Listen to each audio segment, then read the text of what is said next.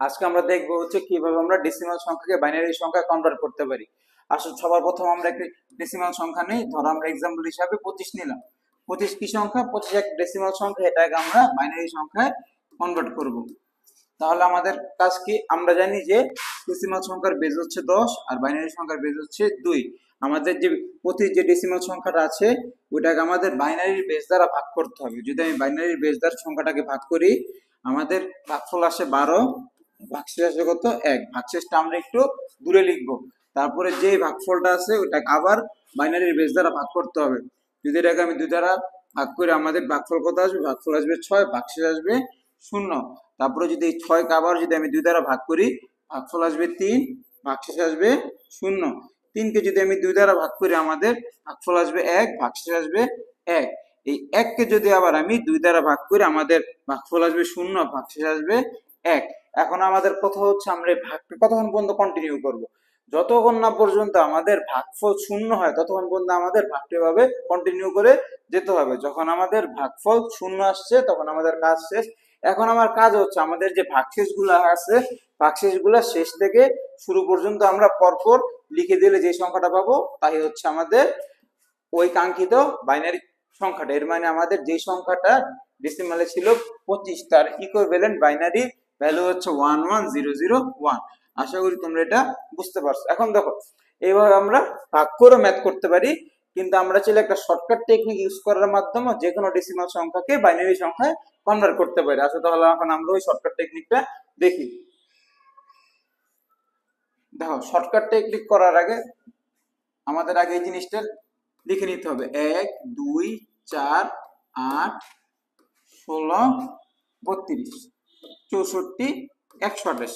আপাতত এতটুকু লিখলে আমাদের কাজ হবে। এগুলা কি? এগুলো তো সব আমাদের 2 এর পাওয়ার। দেখো, বাইনারির বেস কত? 2। এখানে 1 মানে কি? 2 টু দি পাওয়ার 0 না?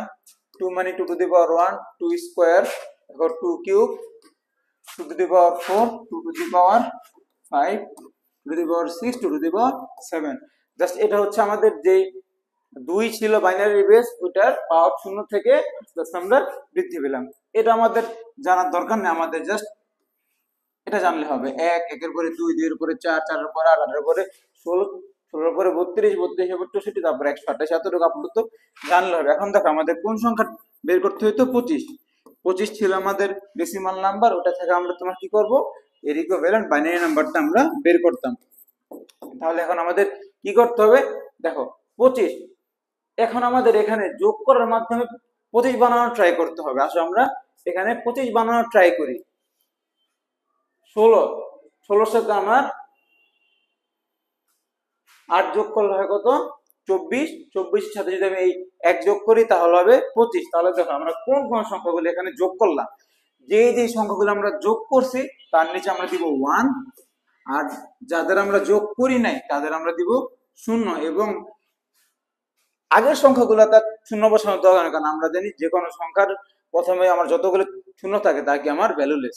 তাই আমাদের অ্যান্সারটা কত আসতেছে?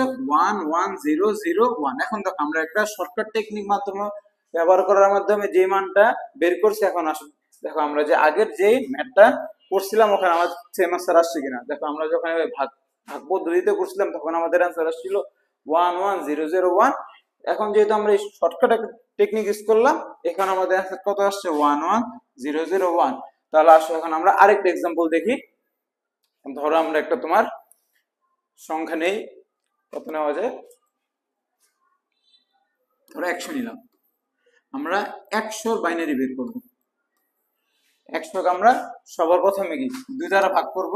ভাগ করলে কত আসবে? ভাগফল আসবে 50, ভাগশেষ আসবে 0। যদি আমি এই 50 কে 2 দ্বারা ভাগ করি, ভাগফল কত আসতেছে? 25, আর ভাগশেষ আসতেছে 0। 25 কে যদি আমি তোমার 2 দ্বারা ভাগ করি, ভাগফল আসতেছে কত? ভাগফল আসতেছে 12, ভাগশেষ আসতেছে 1। এই 12 কে যদি আমি তোমার 2 দ্বারা ভাগ করি, ভাগফল আসবে 6, ভাগশেষ আসবে 0। এই 6 কে যদি আমি 2 দ্বারা ভাগ করি, আমাদের ভাগফল আসবে 3, ভাগশেষ আসবে কত? ভাগশেষ আসবে 0। যদি 3 কে 2 দ্বারা ভাগ করি, ভাগফল আসবে 1, ভাগশেষ আসবে 1। যদি 1 কে আবার 2 দ্বারা ভাগ করি, ভাগফল আসবে 0, ভাগশেষ আসবে 1।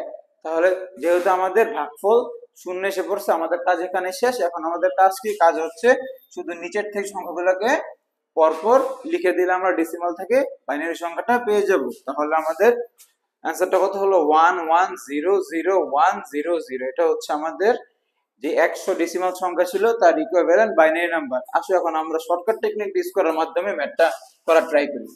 দেখো, শর্টকাট টেকনিকের জন্য আমাদের প্রথমে এক মনে রাখতে হবে, একের পরে 2, 2 এর পরে 4, 4 এর পরে 8, 16, 32, 64। এখানে আমার 128 দরকার নাই।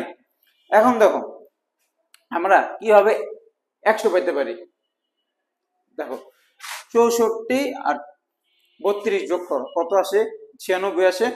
এবং 64 আর 32 যেহেতু আমার 96 আসে, তার সাথে যদি আমি আরো 4 যোগ করে আমি 100 পাবো। তাহলে আমরা যেই সংখ্যাগুলো যোগ করার মাধ্যমে 100 পেলাম তাদের নিচে দিব 1, এবং যাদের আমার যোগ করার প্রয়োজন পড়ে নেই তাদের নিচে আমি দিব 0। তাহলে আমাদের ফাইনাল অ্যান্সার কত? 11000100। দেখো, আমরা যখন ভাগ পদ্ধতিতে করছিলাম তখনও কিন্তু আমাদের এই অ্যান্সারটা আসছে, কারণ এমসিকিউর জন্য আমাদের এত বড় ম্যাথ করার দরকার নেই। আমরা জাস্ট শর্টকাট টেকনিক ইউজ করার মাধ্যমে আমরা আমাদের কাঙ্ক্ষিত অ্যান্সারটা পেতে পারি। আজকে আমরা তোমার দেখলাম হচ্ছে কিভাবে ডেসিমাল থেকে বাইনারি সংখ্যাতে কনভার্ট করা যায়। আমরা পরবর্তী ক্লাসে তোমার দেখবো হচ্ছে কিভাবে বাইনারি সংখ্যা থেকে ডেসিমাল সংখ্যাতে আমরা যে কোনো সংখ্যাকে কনভার্ট করতে পারি।